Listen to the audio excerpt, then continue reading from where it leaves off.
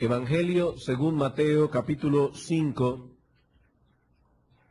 y vamos a leer el versículo 9. Bienaventurados los pacificadores, porque ellos serán llamados hijos de Dios.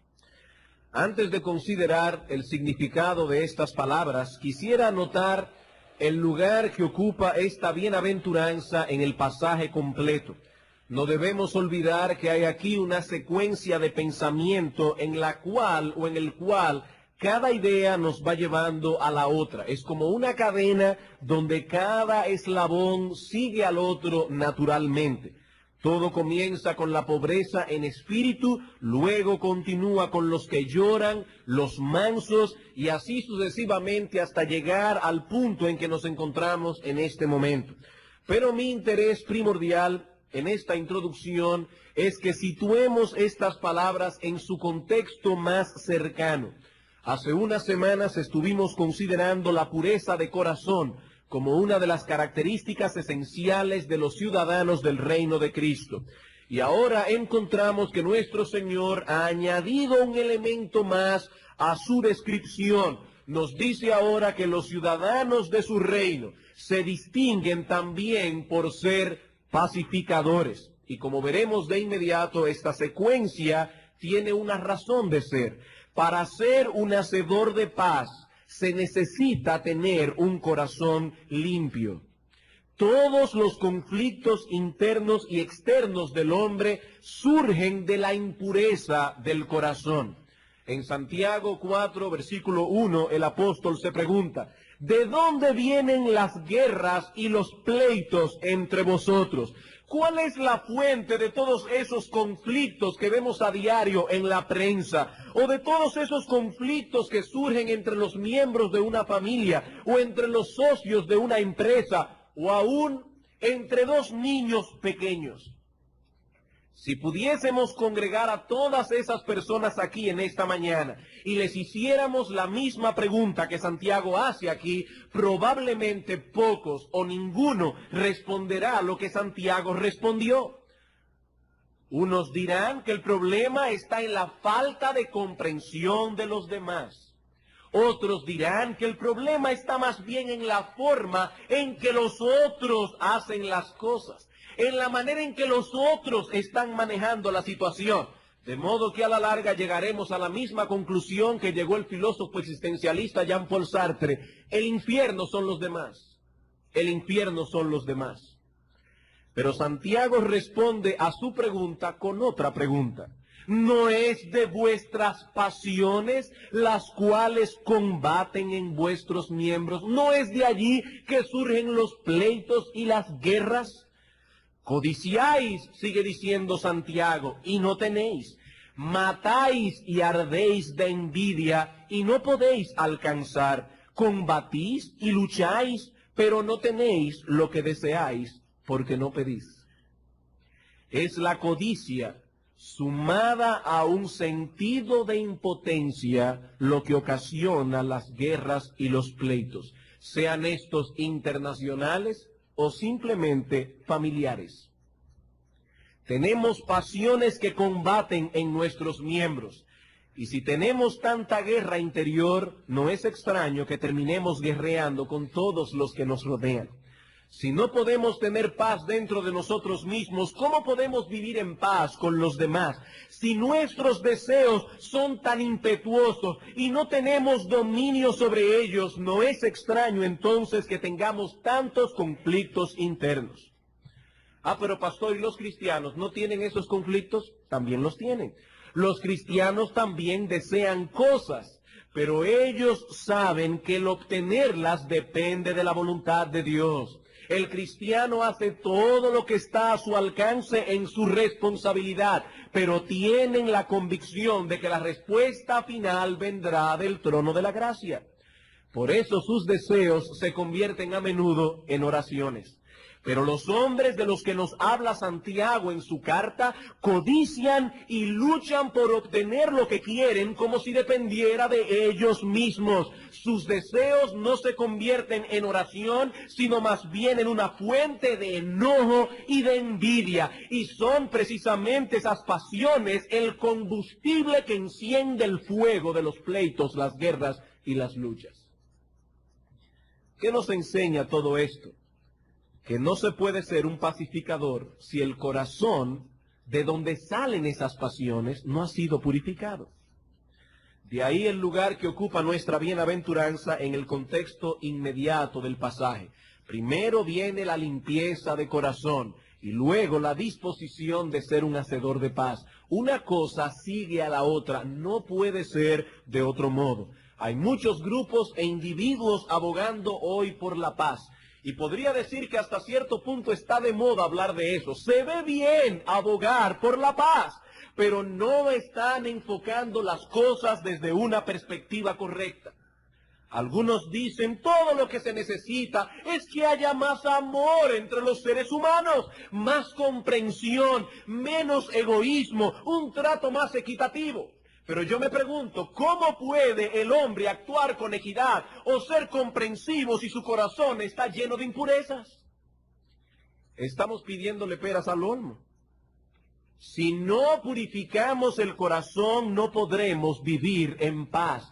Habría más paz si hubiese más santidad. Estos dos compañeros inseparables siempre caminan juntos. Donde hay uno, encontraremos el otro necesariamente.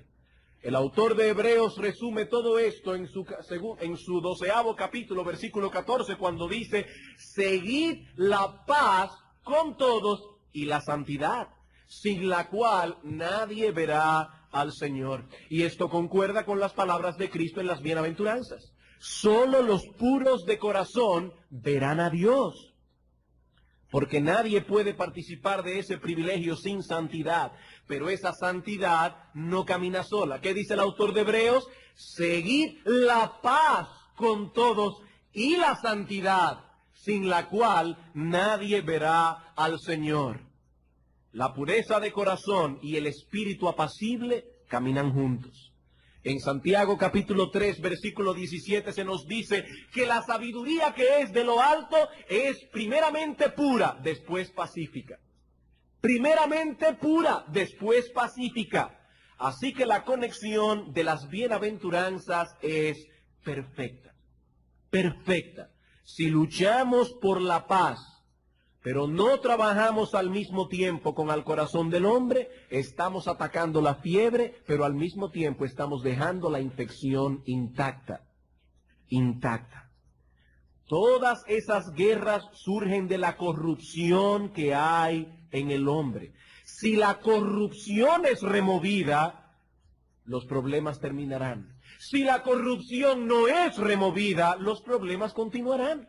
En Gálatas capítulo 5, versículo 20, el apóstol Pablo da una lista de las obras que emanan de nuestra corrupción, de nuestra carne pecaminosa. Y después de mencionar la idolatría y la hechicería, él sigue con las enemistades, pleitos, celos, iras, contiendas, disensiones, herejías, envidias y homicidios. Y noten cómo se multiplican las palabras para referirse al mismo asunto. Enemistades, pleitos, celos, iras, contiendas, disensiones. Todo eso surge de la carne. Entendiendo carne aquí como la corrupción que habita en nuestros cuerpos no glorificados. Así que solo los puros de corazón pueden ser pacificadores. Pero yo quisiera en esta mañana llegar más lejos aún y afirmar que los puros de corazón son necesariamente pacificadores. Solo los puros de corazón son pacificadores. Pero aquí estamos añadiendo un ingrediente más. Aquellos que son puros de corazón se evidenciarán porque son pacificadores. Lo que quiero decir más directamente es que si usted no es un pacificador, es por el hecho de que no es puro de corazón. Usted sigue siendo manejado por esas obras de la carne de las que habla Pablo aquí. Las enemistades, los pleitos, los celos, la ira, la envidia, las disensiones, etc. Bien, habiendo considerado el lugar que ocupa esta bienaventuranza en el contexto general del pasaje y sobre todo en su contexto más inmediato, pasemos ahora a considerar el contenido de la bienaventuranza en sí mismo. Y lo haremos a través de 3 encabezados o 3 preguntas. En primer lugar, nos preguntaremos ¿qué es un pacificador? En segundo lugar, ¿cuáles son las manifestaciones que evidencian a los pacificadores? Y finalmente, ¿cuál es la promesa contenida en el texto para los pacificadores? Mi intención original era responder estas 3 preguntas hoy en la mañana. Eso va a ser imposible. Así que vamos a comenzar con nuestra primera pregunta. ¿Qué es un pacificador? Y debemos ser muy cuidadosos a la hora de querer responder esta pregunta. Porque para algunas personas ser un pacificador significa estar dispuesto a sacrificar aún aquellos principios, enseñanzas y verdades que no son negociables con tal de no tener problemas con los demás. ¿Qué es un pacificador para esta persona? Negociar lo que sea, hasta lo que no se puede negociar, con tal de no tener problemas con los demás. Para estas personas no importa el precio que haya que pagar con tal de mantener la paz. Pero hay ciertas situaciones en que hacer la paz con los hombres es igual a hacer la guerra contra Dios. Hacer la paz con esos hombres es hacer guerra contra Dios. Por ejemplo, una cosa es ser gentil y amable con el inconverso, y otra muy distinta es ser indiferente a sus pecados y aún llegar a asociarnos con ellos en intimidad. Una cosa no tiene que ver con la otra. En el Salmo 120, versículo 7, David se describe a sí mismo como un hombre pacífico. Él dice, yo soy pacífico. Y sin embargo, en el Salmo 26, versículos 4 al 5, el mismo David escribió lo siguiente: yo no me he sentado con hombres hipócritas, ni entré con los que andan simuladamente. Aborrecí la reunión de los malignos y con los impíos nunca me senté. Así que los cristianos debemos tratar con la gente del mundo, en los negocios, al predicarle la palabra, de muchas maneras, pero no debemos intimar con ellos. Este fue el pecado que cometió el rey Josafat al aliarse con el impío de Acab para hacer guerra contra Ramoth de Galaad. Y Dios los reprendió severamente a través de Jehú el profeta. Segundo libro de Crónicas, capítulo 19. Segundo libro de Crónicas, capítulo 19, versículos 1 al 2.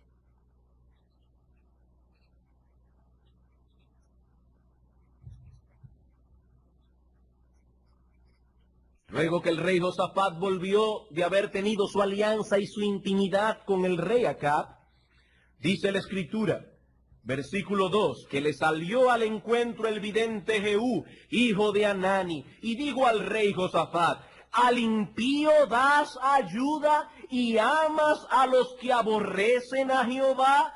Pues ha salido de la presencia de Jehová ira contra ti por esto. Dios no ha llamado a los cristianos a amar en ese sentido, a intimar, a asociarnos íntimamente con aquellos que aborrecen al Señor. Ser un pacificador no significa que podemos tener comunión íntima con cualquier persona. Tampoco significa que podemos sacrificar la verdad en aras de la paz. En Proverbios capítulo 23, versículo 23, Salomón dice, compra la verdad, pero no la vendas. Compra la verdad, adquiérela al precio que sea, pero no la vendas. Nunca debemos cambiar la verdad por otra mercancía, aunque sea la paz. No debemos hacer eso.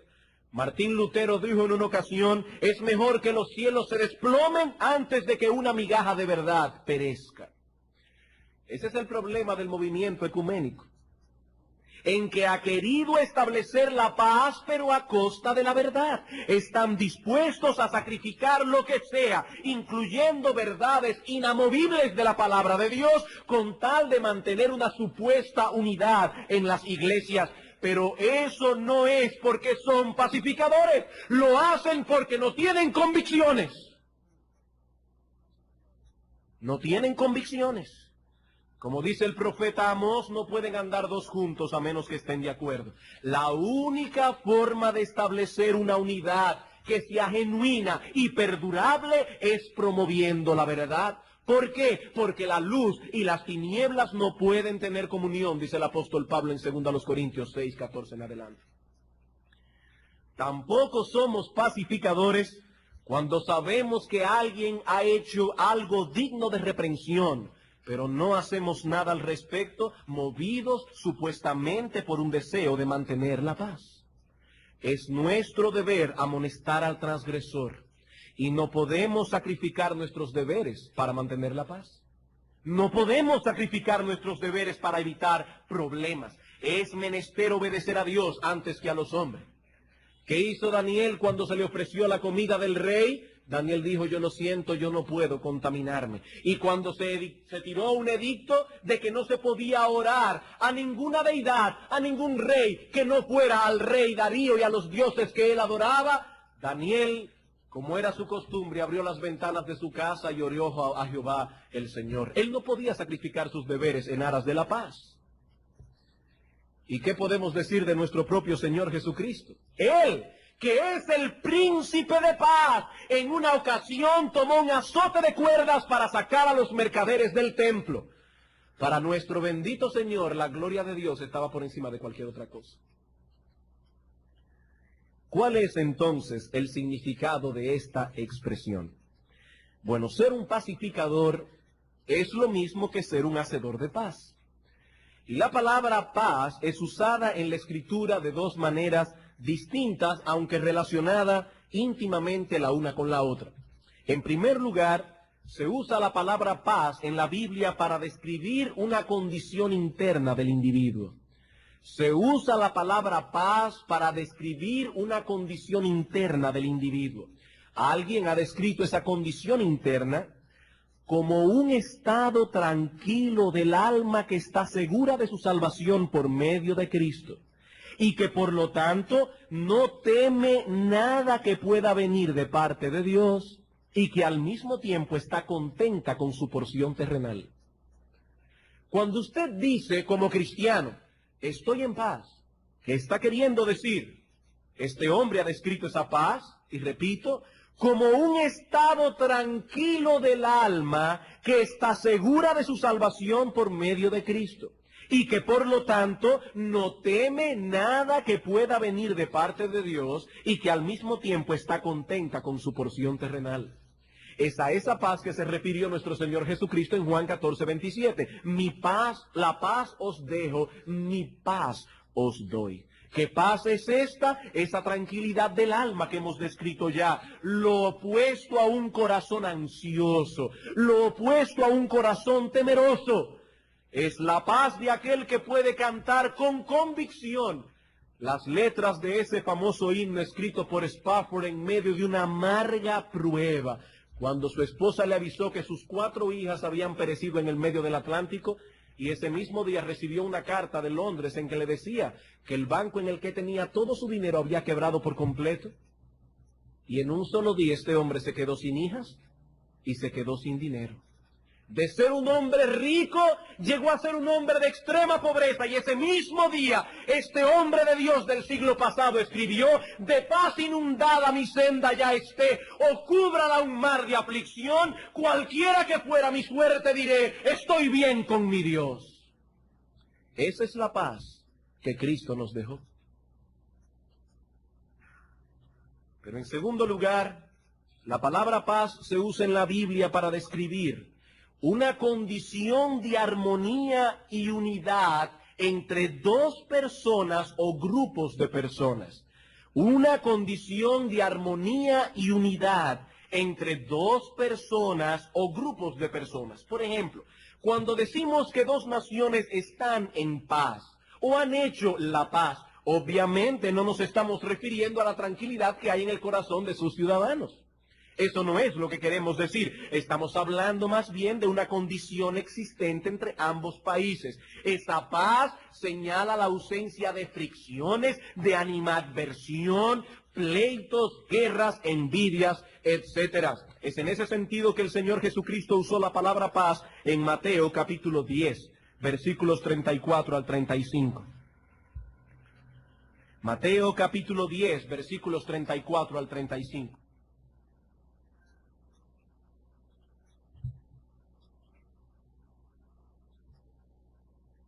El Señor aquí contrapone la palabra paz con lo opuesto a ella. Dice, no penséis que he venido para traer paz a la tierra. No he venido para traer paz, sino espada. Noten bien, hermanos, lo que él está diciendo. A la tierra Cristo vino a traer problemas, porque la simiente de Dios es contraria a la simiente del diablo. Él vino a traer la paz al corazón del hombre, al corazón de sus discípulos. ¿Por qué, dice él? Porque he venido para poner en disensión al hombre contra su padre, a la hija contra su madre, a la nuera contra su suegra, y los enemigos del hombre serán los de su casa. ¿Quiere decir eso que los cristianos siempre se están metiendo en problemas porque no saben hablar, porque son ásperos? No, de ninguna manera. Allí se está hablando del problema que ocurre cuando el cristiano vive en santidad en un mundo lleno de impiedad.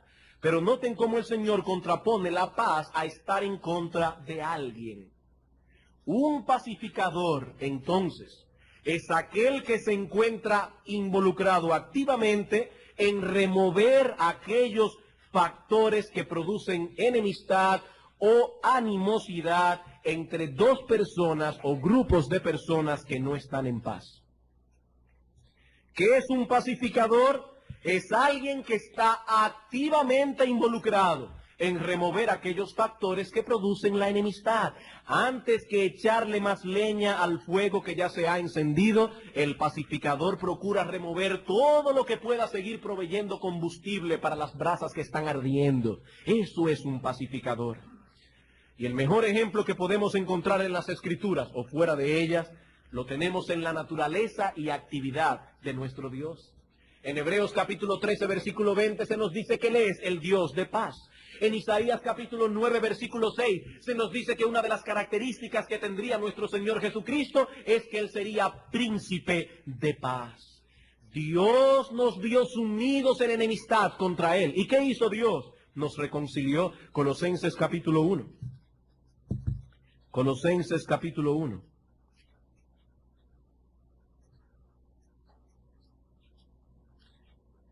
Versículo 19 al 21.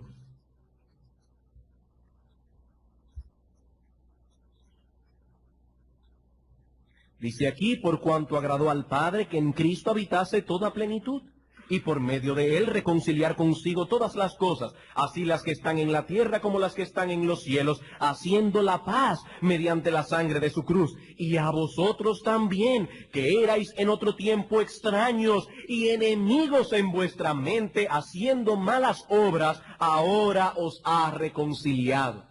Somos enemigos de Dios por causa de nuestro pecado, pero el Dios de paz hizo algo para remover la enemistad. ¿Qué hizo Dios? Él envió a su Hijo para procurar a través de él reconciliación con el pecador. Justificados pues por la fe, dice Romanos 5:1, tenemos paz para con Dios. Pero la cruz no solo sentó la base de nuestra paz con Dios, sino también la paz entre aquellos que ahora disfrutan esa paz con Dios. Estoy diciendo, hermanos, que esa paz que Dios nos provee en el Evangelio no es únicamente vertical, sino también horizontal. No tenemos tiempo ahora para ver ese texto con todos sus detalles, pero en Efesios capítulo 2, los versículos 11 al 18, el apóstol ilustra ese ejemplo de lo que sucedió entre los gentiles y los judíos.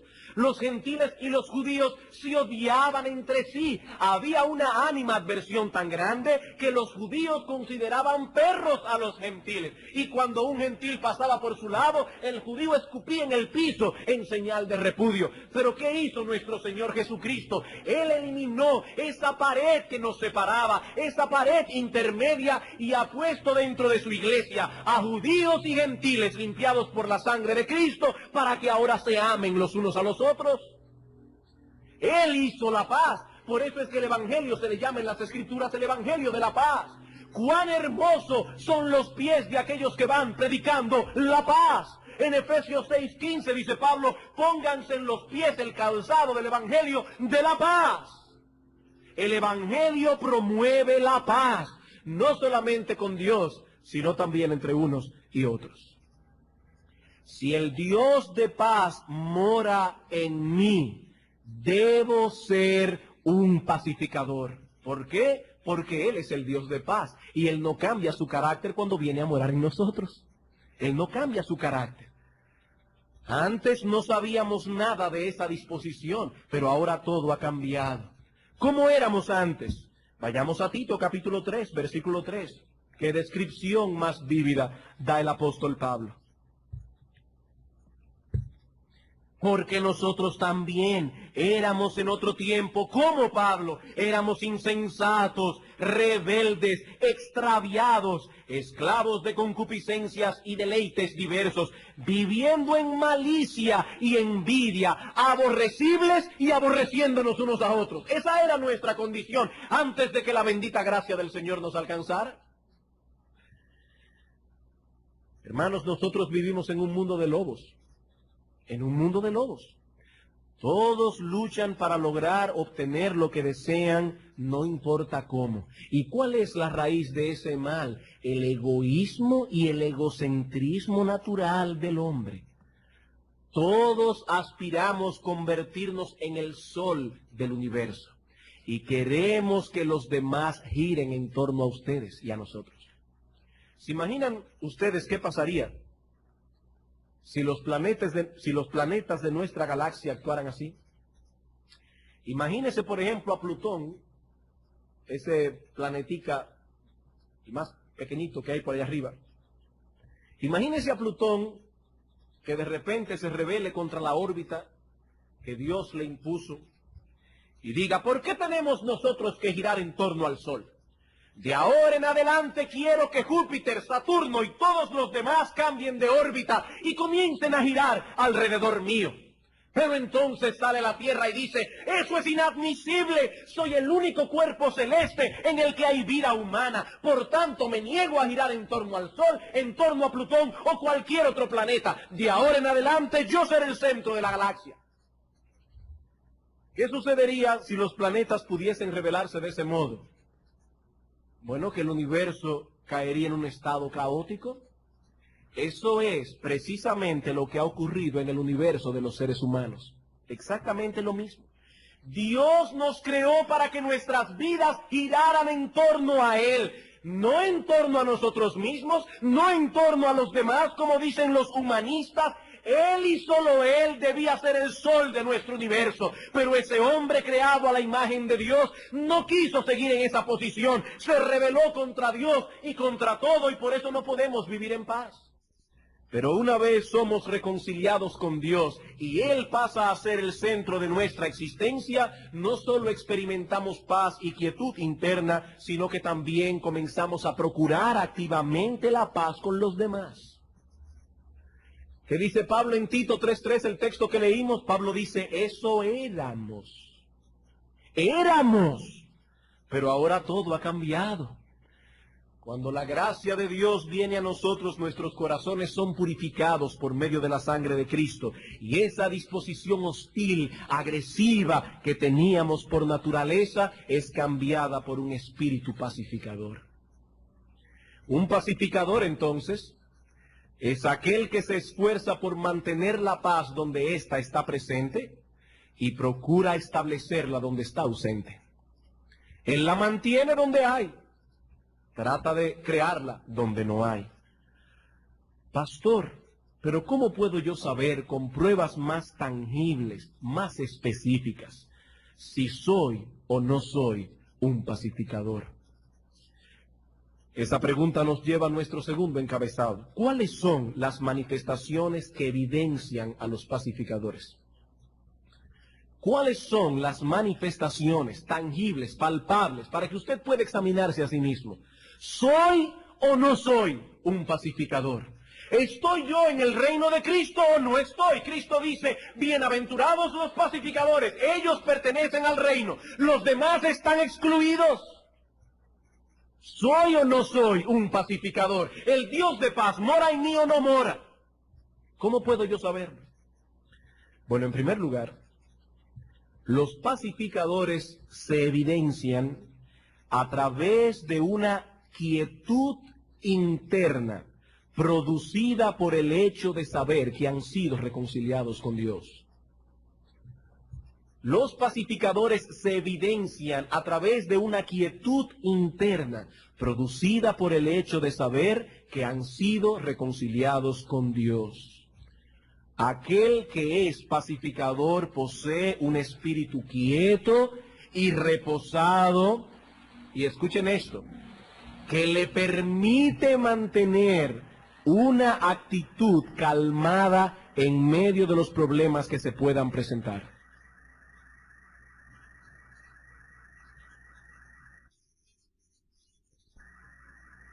Pues seguimos. Aquel que es pacificador posee un espíritu quieto y reposado que le permite mantener una actitud calmada en medio de los problemas que se puedan presentar. Y todo eso por el hecho de que este hombre sabe que ha sido reconciliado con Dios. Como dijimos hace un momento, el cristiano genuino no solo procura la paz, sino que él internamente está en paz. Hermanos, este es el punto de partida. Este hombre sabe que sus pecados han sido perdonados y que ha sido reconciliado con Dios, y porque está consciente de esa realidad puede decir como el salmista, aunque un ejército acampe contra mí, yo no temerá mi corazón, aunque contra mí se levante guerra, yo estaré confiado. Para actuar pacíficamente en medio de las agresiones hay que tener esa actitud. Aunque un ejército acampe contra mí, no temerá mi corazón. Aunque contra mí se levante guerra, aunque mi vecino me siga molestando, quemando basura y echando todo el humo a mi casa, aunque aquel otro me haga esto o aquello, no temerá mi corazón, porque yo estaré confiado. ¿De dónde provenía ese espíritu quieto y reposado en medio de los ataques que sus enemigos dirigían contra él? ¿De dónde? De saber que sus pecados habían sido perdonados y que ahora Dios estaba a su favor. En ese mismo salmo, David escribió, Jehová es mi luz y mi salvación, ¿de quién temeré? ¿De quién temeré? Si Dios me ha salvado, si Dios está por mí, ¿de qué cosa puedo tener temor? O como dice el apóstol Pablo en el Nuevo Testamento, si Dios es por nosotros, ¿quién contra nosotros? Pero para poder entender eso, yo tengo que saber que Dios está con nosotros. Solo los que poseen esa seguridad de que han sido reconciliados con Dios pueden ser pacificadores. Estos hombres y mujeres saben que Dios los defiende y por eso no se afanan en defenderse a sí mismos. Ellos saben que Dios es su Dios, por eso no se afanan en defenderse a sí mismo. En cierta ocasión el mismo David oró diciendo, Señor, de tu presencia proceda mi vindicación. Yo no me voy a vindicar, yo no me voy a defender. De tu presencia proceda mi vindicación. Guárdame como a la niña de tus ojos, escóndeme bajo la sombra de tus alas. Esa es la actitud del hombre pacífico. Cuando Coré, Datán y Abirán se rebelaron contra Moisés, ¿cuál fue su actitud? Dice en Números 16 que Moisés oyó lo que estos hombres perversos estaban diciendo contra él y de inmediato se postró sobre su rostro. Él no comenzó a buscar a 2 o 3 o unos cuantos israelitas por ahí para comenzar a chismear. Dice la Escritura, se postró sobre su rostro y habló entonces a Coré y a todo su séquito diciendo, mañana mostrará Jehová quién es suyo y quién es santo. Dios hablará, Dios hablará. Hermanos, ¿cuál es la promesa que dio Cristo a los puros de corazón? O que ellos y solo ellos verán a Dios. ¿Por qué pudo Moisés actuar pacíficamente en medio de aquel problema? Porque sus ojos no estaban viendo a Coré, a Datán y a Abirán. Él estaba viendo al invisible, él estaba viendo a Dios. Y si Dios es por nosotros, ¿quién contra nosotros? ¿Por qué los hombres naturales no pueden actuar pacíficamente en medio de las agresiones que se cometen contra ellos? ¿Por qué? ¿O porque no son puros de corazón? Y como no son puros de corazón, ellos no ven a Dios por ninguna parte. Ellos no ven a Dios. Un cristiano verdadero puede en un momento dado perder de vista a Dios y actuar agresivamente cuando otros le agreden. Eso puede pasar. Y ustedes saben que eso puede pasar. Pero ese no es el patrón. Si es un cristiano verdadero, tarde o temprano será traído a cordura. Pedirá perdón a Dios y a todos aquellos a quienes ha ofendido en su agresividad. El cristiano no es perfecto. Y en su interior percibe una tendencia, en algunos más fuertes que en otros, de reaccionar con amargura y con un espíritu belicoso cuando lo atacan. Él no es perfecto, él no tiene un cuerpo glorificado. Pero entre el creyente y el incrédulo hay al menos tres grandes diferencias. Tres grandes diferencias. Primero, que a la par con esa tendencia maligna, el cristiano percibe también en su interior la influencia santificante de la gracia divina que lo mueve a actuar con mansedumbre. En segundo lugar, él lucha porque sea esa tendencia la que prevalezca. El impío se gloria de su agresividad. Yo no soy fácil. Pero el cristiano se avergüenza cuando se siente tan agresivo. El cristiano verdadero se avergüenza de sí mismo y él lucha y se esfuerza y procura porque sea la tendencia santificante la que venza. Y también se diferencia en que cuando en medio de la lucha es vencido por el pecado, el cristiano experimenta un profundo pesar y en su arrepentimiento pide perdón a Dios y a todos los que ha ofendido. Esa es la diferencia. Puede ser que en medio de la contienda pierda de vista a Dios por un momento y que cuando eso ocurra sucumba al impulso de sus pasiones, pero los puros de corazón verán a Dios. Tarde o temprano lo verán. Y cuando eso ocurra, este cristiano recordará que no hay nada que defender. Si Dios es con nosotros y Él está ahí, ¿quién contra nosotros? Pero los pacificadores se evidencian también, en segundo lugar, a través del cuidado que tienen al hablar y al escuchar. Los pacificadores, aquellos que pertenecen al reino de Cristo y el Dios de paz mora en su corazón, se evidencian en segundo lugar a través del cuidado que tienen al hablar y al escuchar. Aquel que es pacificador se cuida de lo que habla y de lo que escucha. ¿Por qué? Porque él conoce la relación tan estrecha que existe entre los pleitos y la lengua. Hay una conexión muy estrecha entre ambas cosas. Santiago dice en el capítulo 3, versículo 6, que la lengua es un fuego, un mundo de maldad, inflama la rueda de la creación y ella misma es inflamada por el infierno. La frase que usa Santiago aquí y que Reina Valera traduce la rueda de la creación es difícil de traducir y por lo tanto difícil de interpretar. Pero la idea parece ser que inflama el ciclo completo de la vida de una persona. Es como si Santiago dijera, la lengua nos afecta desde la cuna hasta la tumba. Desde la cuna hasta la tumba. Siempre tendremos que vigilar ese pequeño miembro que, como dice Santiago más adelante, está lleno de veneno mortal. No que la lengua sea realmente venenosa, como la de las áspides, de las serpientes, pero la lengua es el medio de expresión del corazón. De la abundancia del corazón habla la boca. El pecado que aún reside en nuestros cuerpos mortales procurará manifestarse a como dé lugar. Y uno de los canales favoritos que el pecado usa para hacerse sentir es la lengua. Las impurezas del corazón tienen en la lengua un aliado. Si no vigilamos atentamente lo que ese pequeño pero poderoso enemigo puede hacer, los conflictos y diferencias que tengamos con los demás terminarán convirtiéndose en pleitos, amarguras y contiendas.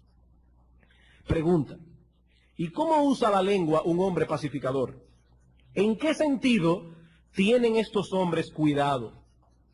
Bueno, en primer lugar, y es lo único que veremos por el momento, vamos a tener que seguir hablando de la lengua el domingo próximo, pero en primer lugar, se cuidan de propagar innecesariamente los defectos, errores y pecados de los demás.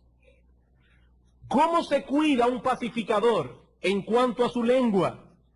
Bueno, en primer lugar, él se cuida de propagar innecesariamente los defectos, errores y pecados de los demás. Y aquí quiero decir esto con toda solemnidad, para que si pueden subrayarle, subrayenlo, no en sus mascotas, en sus corazones. Pocas cosas son tan mortíferas como el chisme, y pocas cosas son tan efectivas también para crear problemas. En Proverbios capítulo 16, versículo 28, dice que el hombre perverso levanta contienda y el chismoso aparta a los mejores amigos. A los mejores amigos. Dos cosas se dice aquí del chismoso. En primer lugar, se dice que es un perverso. Dice aquí el hombre perverso, el chismoso. El chismoso es un perverso, el perverso es un chismoso. Y en segundo lugar nos dice el texto que sus palabras procuran levantar contienda hasta el punto de llegar a enemistar hasta los mejores amigos.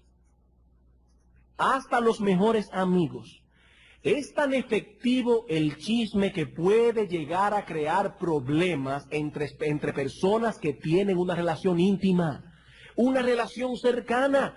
¿Cuánto más no creará problemas entre personas que no son tan amigos? Un pequeño comentario basta para destruir la reputación de una persona.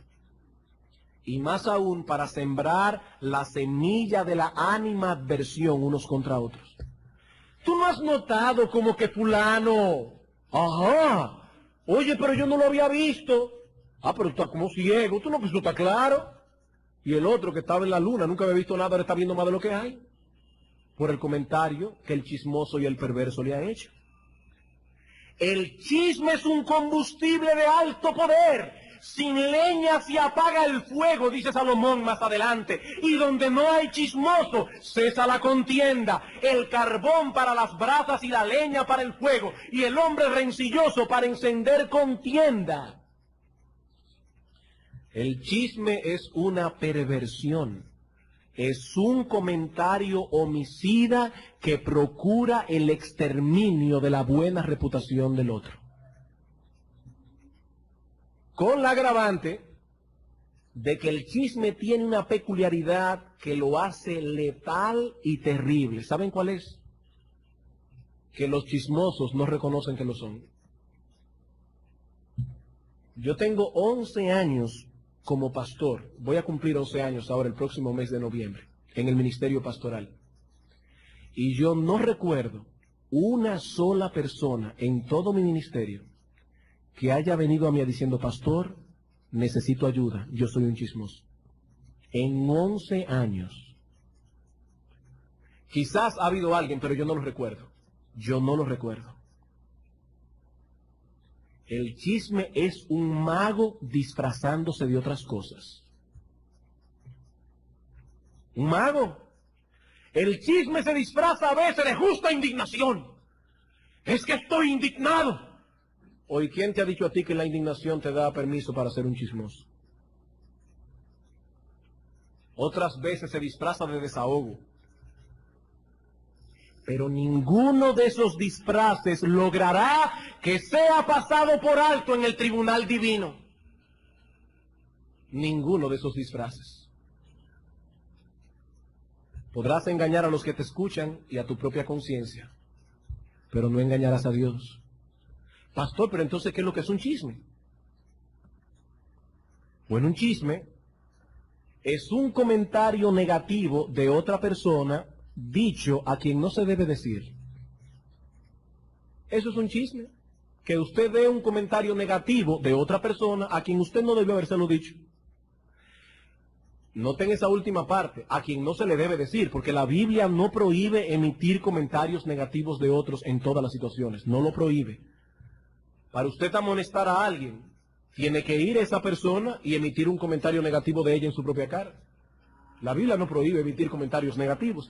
Y si esa persona no escucha, tendremos que ir a donde alguien más para cumplir Mateo 18. Y será necesario que le contemos lo sucedido para que se involucre con nosotros yendo donde el ofensor y así reciba una amonestación de parte de 2 o 3 hermanos. En ninguna de estos casos se ha violado el espíritu de las Escrituras. Se han emitido comentarios negativos a quienes se le debe emitir. Pero si usted habla de alguien con otra persona, sin el propósito expreso de que esa persona se involucre en el problema, usted es un chismoso. Y si es un chismoso, no es un pacificador, porque esos conceptos son antagónicos. El chismoso enciende la contienda, el pacificador procura aplacarla. Y tan chismoso es el que habla como el que oye. En el Salmo 15 el salmista nos dice que una de las características que evidencian al hombre justo es que no admite reproche alguno contra su vecino. Porque hay gente que no le gusta hablar, pero les fascina que le cuenten. Tan chismoso es el que habla como el que oye. Ay, pero pastor, a veces hay personas que hacen comentarios negativos que no estábamos esperando. Eso es cierto. Pero el pacificador, al darse cuenta de que hay un problema en el corazón de esta persona contra otra, procurará que haya paz entre ellos. Él no va a dejar eso así. Lo primero que hará el pacificador es amonestarle por haberle hecho ese comentario. No debiste haberme dicho eso. Has pecado contra Dios y has pecado contra tu hermano. Y lo segundo que hará el pacificador es exhortar a este individuo a resolver su problema con el hermano con el que tiene su conflicto en el corazón. Ay, que esa persona es un poco liosa, yo no quiero meterme en problemas. Hermano, ya tú estás metido en problemas. Ya estás metido en problemas. Primero, porque quieraslo o no, el comentario negativo que se ha hecho ya está en tu corazón. El comentario que el chismoso te hizo ya está en tu corazón. Y lo más terrible es que tú no tienes formas objetivas de saber si ese individuo está diciendo la verdad o si es una mera apreciación de él. No hay forma de averiguarlo ahora. Ya ese comentario está en tu corazón. La única manera de sacar ese comentario de tu corazón es que ese hermano vaya a resolver su problema y después regrese a ti diciéndome, hermano, lo que te dije no era así. O decir, hermano, hablé con el hermano, me reconoció su pecado y se arrepintió. Perdóname por haberte contaminado. Es la única manera. Y por otro lado, estás dejando a esta persona sumida en su maldad. Y eso no es lo que hace un pacificador. Ah, pero ¿qué sucede si la persona no quiere ir a hablar? En ese caso, si eres un pacificador, le dirás a este hermano que le vas a dar un tiempo prudente, dependiendo de la disponibilidad de tiempo del individuo para que vaya a hablar. Y si no lo haces, o él no lo hace, tú responsablemente irás a decirle a aquella otra persona que fulano de tal tiene un problema en su corazón contra él. Y no lo vas a hacer a sus espaldas. Le va a decir, fulano, te voy a dar una semana. Si en una semana tú no has hablado con el hermano fulano para arreglar tu problema, responsablemente te digo que yo voy a ir y voy a hablar. Eso es lo que hace un hombre pacificador. Aunque debo decir aquí que algunos casos requieren de consejo pastoral.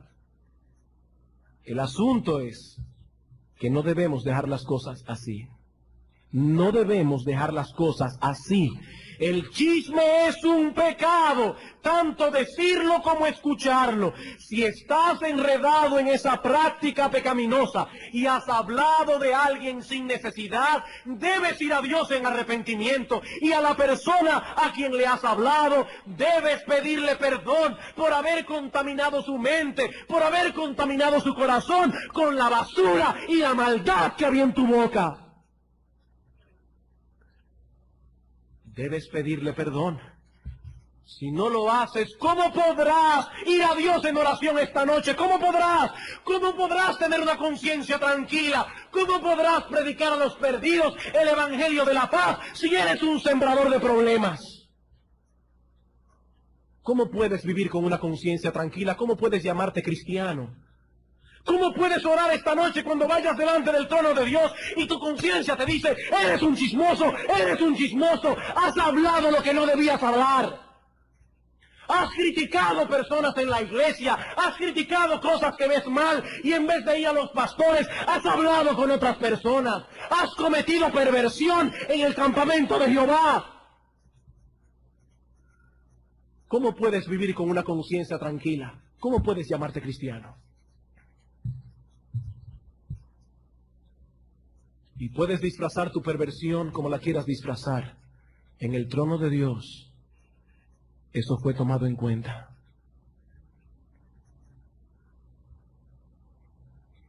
Es cierto que aún los cristianos verdaderos pueden en un momento verse enredados en ese pecado, pero si son cristianos verdaderos, el Espíritu Santo usará la palabra de Dios para traerlos a cordura. Usará la palabra de Dios. No estarán justificando su pecado en el corazón, sino que allí sentado, cuando el Espíritu Santo baje con la espada de la palabra, dirá, yo he pecado contra Dios. Yo he pecado contra Dios y no tengo justificación alguna. Eso es lo que hace el cristiano verdadero. Y en cuanto a ti, amigo, que nos visitas en esta mañana, es mi deber decirte que si tú no has sido reconciliado con Dios a través de la fe y el arrepentimiento, no tienes parte ni suerte en el reino de Cristo. Solo los pacificadores serán llamados hijos de Dios. Oye bien, amigo, Dios no reconoce como suyos a los que no poseen esa característica. Dios no los reconoce.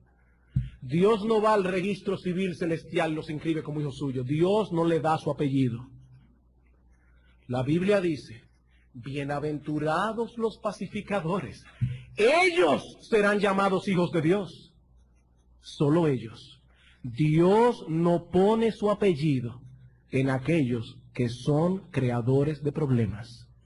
Dios no los reconoce. Estos hombres y mujeres hicieron primero la paz con Dios por medio de su Hijo Jesucristo, y entonces vinieron a ser pacificadores.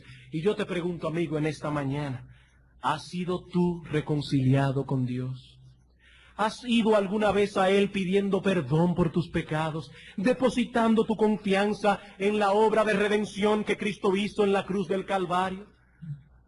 Si hasta ahora tú no habías visto la necesidad que tenías de reconciliarte con Dios, amigo, tú no has sido reconciliado. Si tú no habías entendido hasta ahora que tenías que reconciliarte con Dios, es porque no has sido reconciliado. Pero te tengo una buena noticia. Cristo es nuestra paz, dice la Escritura. El único mediador que ha hecho provisión para que la justicia de Dios sea plenamente satisfecha. Si vienes a Él en arrepentimiento y fe, todos tus pecados son perdonados, y entonces podrás disfrutar la bendición de ser reconciliado con Dios y tener comunión íntima con Él y con su pueblo. Bienaventurados los que tienen esa bendición, los pacificadores, porque ellos tendrán el privilegio de ser llamados hijos del Altísimo. Vamos a orar. Oh Señor y Dios Todopoderoso, Creador de los cielos y de la tierra, tu palabra es un martillo que quebranta la piedra, y muchas veces por el pecado nuestros corazones se endurecen contra ti. Bendito Rey, Te pedimos que tu Santo Espíritu use tu palabra en esta mañana como una espada aguda que penetre hasta lo más profundo de las intenciones y revele lo que hay en lo más íntimo del corazón. Que tu palabra pueda actuar como un martillo que quebranta la piedra. Oh Señor y Dios, que tu Santo Espíritu obre arrepentimiento en la iglesia en esta mañana, aun en aquellos de nosotros que ya te conocemos, pero quizás hemos estado pecando en estas cosas. Señor, perdónanos y ayúdanos a procurar no solamente la paz y la unidad, para que vivamos en paz aquí adentro, sino por la gloria de Cristo aquí en la iglesia. Y por otra parte, Padre, mira aquellos que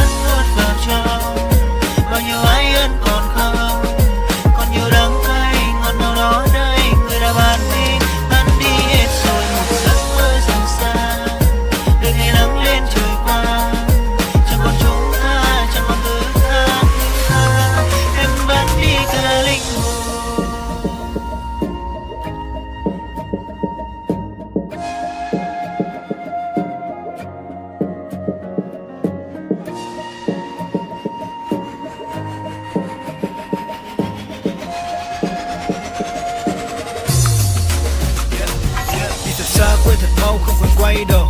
Anh ngồi đây uống rượu say như người điên đầu. Đêm về bên cô quạnh hơn như vào trong cô đơn. Sao trời khuya không hẳn in lên màu da xám sơn. Người nói anh biết tôi tình yêu là sao hết. Lời hứa không giữ nhưng màn môi còn đâu chứ.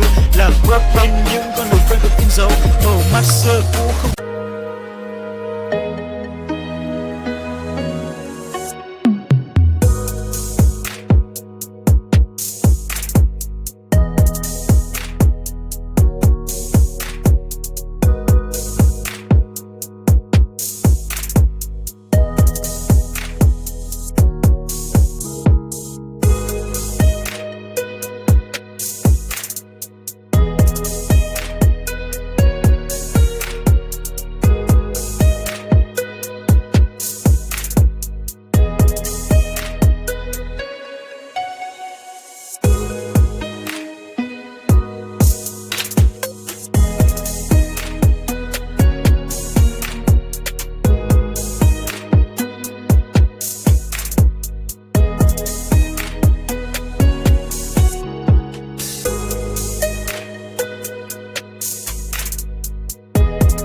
Están aquí en esta mañana que aún no han sido reconciliados contigo.